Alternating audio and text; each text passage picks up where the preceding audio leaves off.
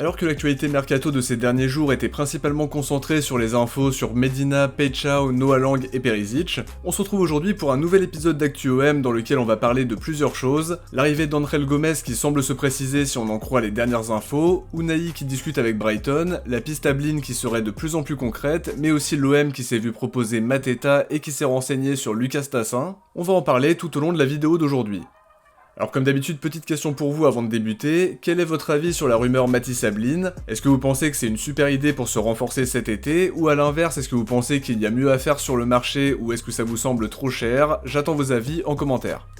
On commence sans plus tarder avec une information hors mercato qui est plutôt intéressante puisque le maillot extérieur a visiblement été partiellement dévoilé par Alonso dans son dernier clip. On le voit porter le maillot domicile de la saison dernière en tenant dans ses mains ce qui pourrait être le maillot extérieur de la saison 2025-2026, un maillot noir avec des lignes qui forment une croix bleue et on retrouve aussi le bleu ciel sur les côtés. Alors évidemment on le voit pas dans son intégralité donc c'est compliqué de se faire un vrai avis, mais dites-moi ce que vous pensez de ce premier aperçu. En tout cas ça confirme la volonté des dirigeants de s'appuyer sur des personnalités marseillaises pour révéler les futurs maillots, ça c'est une bonne initiative à mon sens.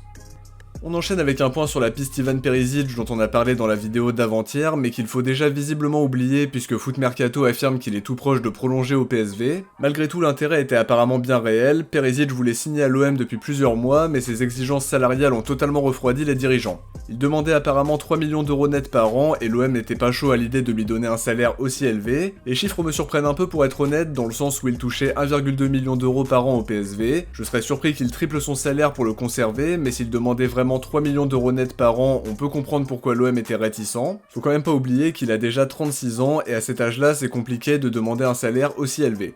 Ça reste dommage parce que je trouvais la piste vraiment intéressante avec un joueur très expérimenté en Coupe d'Europe, finaliste de Coupe du Monde et pilier de la Croatie, habitué au très haut niveau et qui pouvait parfaitement encadrer les plus jeunes en amenant son exigence et son professionnalisme. Malgré tout, l'équipe se montre moins catégorique que Foot Mercato en expliquant que des contacts existent toujours entre l'OM et l'entourage de Perisic, qui laisse à penser que la piste n'est pas totalement à oublier, mais dans le même temps, Rick Elfrink affirme que Perisic a refusé l'offre de l'OM, donc à voir.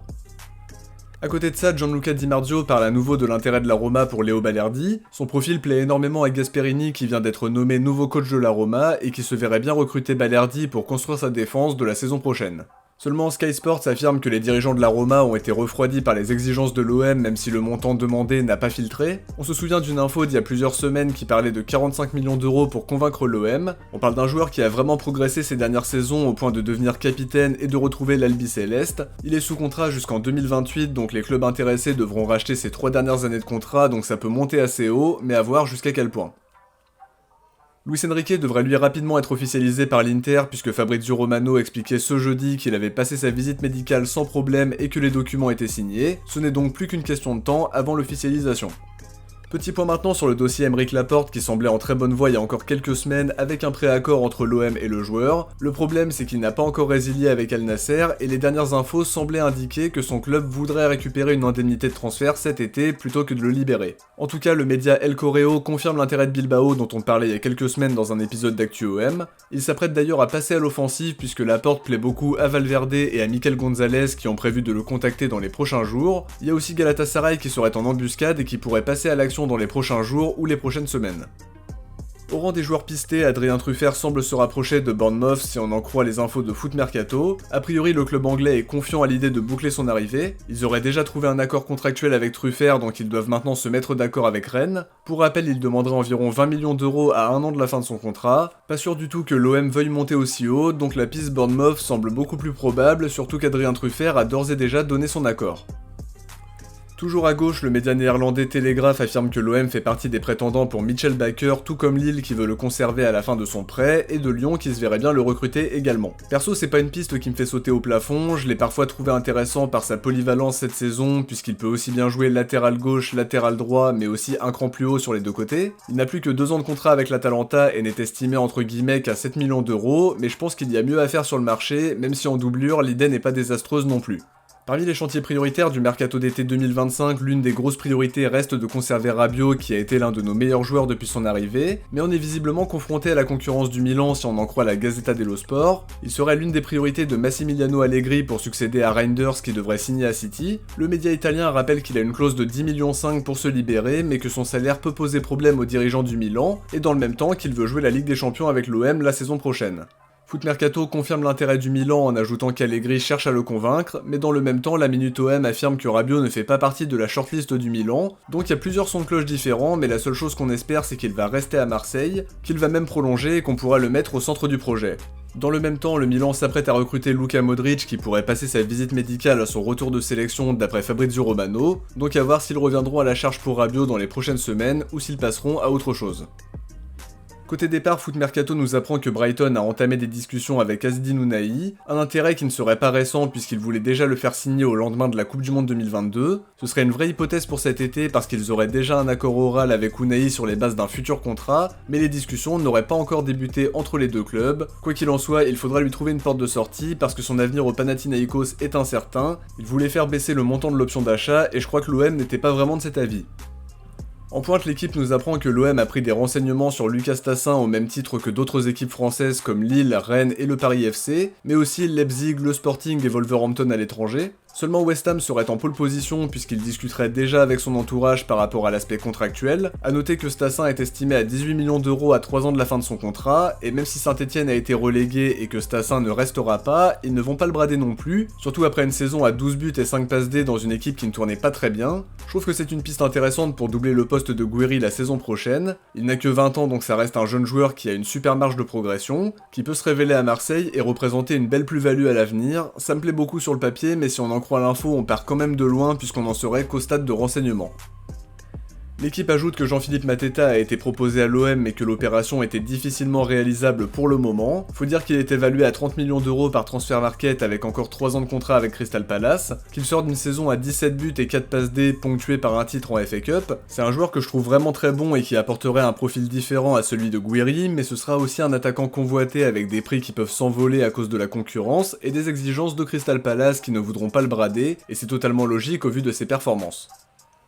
La piste qui semble la plus concrète ces derniers jours, c'est Matisse Ablin. La plupart des médias ont confirmé l'intérêt pour l'attaquant nantais, et si on en croit l'équipe, l'OM aurait même déjà formulé 2 offres. Une première de 12 millions d'euros avec 3 millions d'euros de bonus, puis une deuxième à 15 millions d'euros qui aurait été payée en 4 échéances. Que ce soit l'une ou l'autre, Valdemar Kita les a refusées toutes les deux en considérant qu'elles étaient insuffisantes au regard de la valeur du joueur qui est évaluée autour de 18 millions d'euros par Transfermarkt. Foot Mercato confirme de leur côté que l'OM a bien fait une offre aux dirigeants nantais mais qu'elle était inférieure aux 15 millions d'euros évoqués. Ouest France affirme de leur côté que Matisse Ablin est totalement emballé par le projet marseillais, mais il rappelle quand même que Strasbourg, Lille, plusieurs clubs anglais et allemands sont aussi intéressés par lui.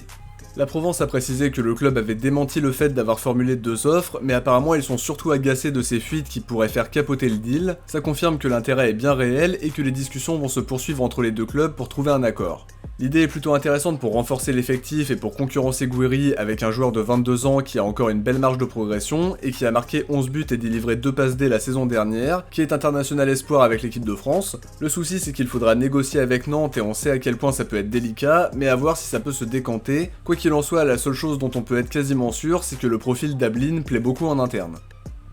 Toujours côté arrivée, Foot Mercato affirme que l'OM discute avec Nelson Semedo pour le faire signer libre puisqu'il est en fin de contrat le 30 juin. Ils disent même que Semedo serait proche de l'OM tout en précisant que Wolverhampton compte le prolonger en lui proposant une belle revalorisation salariale et que Benfica aimerait aussi le faire revenir. Les prochaines heures vont donc être décisives, mais Semedo c'est plutôt une bonne idée, un joueur expérimenté qui a joué plus d'une trentaine de matchs de Ligue des Champions, plus de 160 matchs de Première Ligue, international portugais qui est toujours sélectionné et qui sort d'une bonne saison avec Wolverhampton. Il est rarement blessé donc le récupérer à moindre frais me semble être plutôt intéressant, même si évidemment il y aura une belle prime à la signature, et faut pas oublier que son salaire était proche des 5 millions d'euros annuels en première ligue, donc reste à savoir s'il a consenti à un gros effort à ce niveau-là.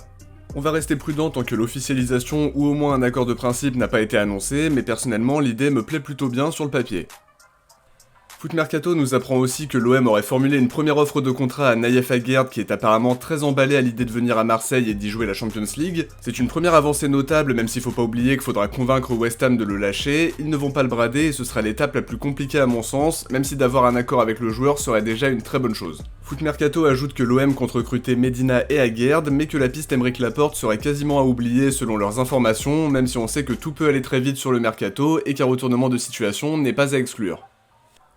On termine avec une grosse info dans le sens des arrivées puisque la piste qui mène à André Gomes a pris beaucoup d'ampleur ces dernières heures. Le journaliste Graham Bailey expliquait il y a 2 jours que l'OM était sur le point de remporter la course pour le faire signer et qu'on devrait visiblement doubler Tottenham qui était pourtant confiant. Il aurait déjà pris sa décision le mois dernier en ignorant les intérêts de clubs de Premier League comme Manchester United, Fulham, West Ham et donc Tottenham pour rejoindre Marseille. Une info confirmée par le très fiable Fabrice Hawkins de RMC qui affirme qu'un accord de principe a été trouvé entre l'OM et André Gomes. Il a été convaincu par les performances de l'OM la saison dernière et par la qualification en LDC. Les dirigeants marseillais veulent d'ailleurs finaliser son arrivée cette semaine, donc on attend maintenant la visite médicale et l'officialisation de sa signature. Fabrizio Romano confirme à son tour qu'un accord verbal a été trouvé avec un contrat de 3 ans à la clé pour Gomes et qu'il devrait s'engager prochainement avec l'OM. En tout cas, ça me semble être un coup très intelligent parce que c'est un joueur qui connaît déjà bien le championnat pour y avoir passé les 4 dernières saisons. Il peut jouer à quasiment tous les postes au milieu de terrain avec une bonne vision de jeu et de belles qualités techniques. A noter aussi que c'est un ami proche de Greenwood, ils se sont côtoyés pendant de nombreuses années à Manchester et Greenwood lui avait même dédicacé un but lors d'un match face à Brighton il y a quelques années de ça. De mon côté, j'arrive à la fin de cette vidéo, j'espère qu'elle vous a plu et si c'est le cas, n'oubliez pas de laisser un like pour me soutenir et pour participer au référencement, un grand merci à tous ceux qui vont y penser. Je vous invite aussi à vous abonner en activant la cloche pour ne rien louper de l'actualité olympienne et de ce mercato qu'on va suivre avec beaucoup d'attention sur la chaîne comme d'habitude. Si vous avez regardé la vidéo jusqu'au bout, écrivez Rabiot dans les commentaires. De mon côté, je vous dis à très vite pour une prochaine vidéo, ciao, portez-vous bien et surtout allez l'OM.